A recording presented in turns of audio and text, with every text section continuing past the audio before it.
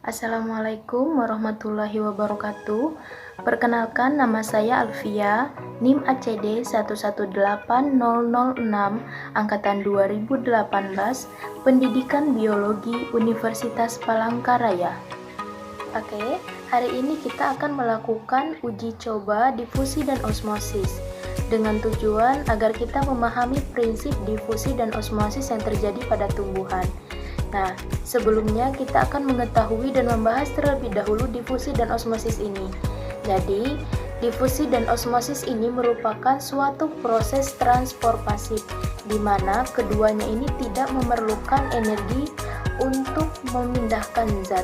Dan proses keduanya ini itu sangat penting untuk berfungsinya proses biologis, seperti pengangkutan air atau nutrisi antar sel. Difusi merupakan proses pergerakan pasif molekul dari konsentrasi yang lebih tinggi ke konsentrasi yang lebih rendah. Ada 3 faktor yang bisa mempengaruhi proses difusi ini. Yang pertama, gradien konsentrasi, yang kedua, suhu, dan yang ketiga, jarak partikel. Kemudian osmosis. Jadi osmosis ini merupakan suatu proses difusi air melalui membran semi-permeabel dari daerah yang memiliki potensial air lebih tinggi ke daerah yang memiliki potensial air lebih rendah. Pada sel tumbuhan, osmosis ini dapat menyebabkan plasmolisis.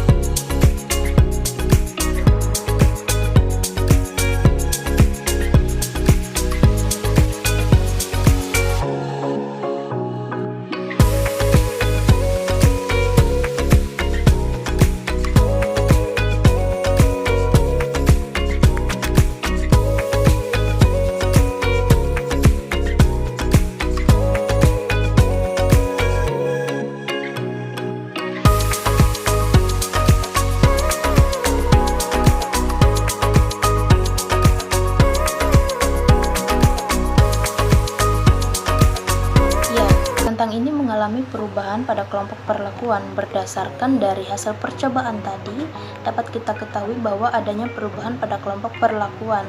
Tetapi pada kelompok kontrol atau 0%, kentang ini tidak mengalami perubahan sama sekali, baik itu panjang maupun diameternya.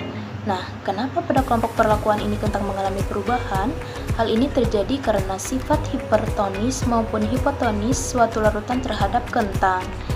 Kentang yang berada pada larutan gula dengan konsentrasi yang berbeda itu akan mengakibatkan tekstur kentang ini menjadi lembek dan mengalami pengurangan ukuran panjang maupun diameternya.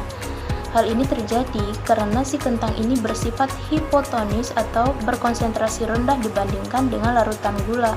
Larutan gula ini bersifat hipertonis atau berkonsentrasi tinggi atau bahkan pekat. Jadi semakin pekat atau semakin tinggi konsentrasi larutan gula ini, maka tekstur dari kentang ini akan semakin lembek dan akan mengalami penyusutan atau pengurangan ukuran lebih banyak lagi.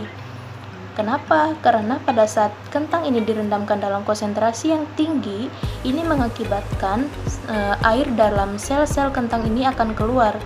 Inilah yang mengakibatkan penyusutan atau pengurangan ukuran baik panjang, diameter maupun tekstur dari kentang ini tersebut.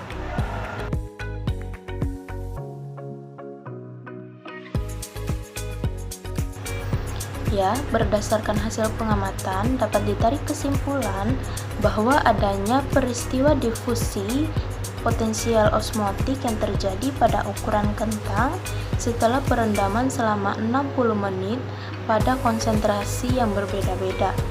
Potensial osmotik ini merupakan jumlah kandungan air yang terdapat dalam sel-sel jaringan tumbuhan, di mana nanti air ini dapat bergerak dari daerah yang memiliki potensial lebih tinggi ke daerah yang memiliki potensial lebih rendah, sehingga mengakibatkan keseimbangan atau tekanan maksimum akibat dari proses osmosis suatu larutan. Selanjutnya yaitu semakin hipertonis atau semakin tinggi konsentrasi dari larutan, ini akan mengakibatkan perubahan yang sangat signifikan terhadap kentang, baik itu panjang maupun diameter bahkan tekstur dari kentang ini sendiri. Jadi, kentang yang direndam dalam larutan yang memiliki konsentrasi lebih tinggi ini menunjukkan perubahan panjang maupun diameter yang lebih banyak dibandingkan dengan kentang yang direndam dengan konsentrasi yang lebih rendah. Bahkan tekstur dari kentang ini tersebut mengalami perubahan dari yang awal mulanya keras, semakin tinggi konsentrasi larutan ini membuat tekstur si kentang ini menjadi sangat lembek.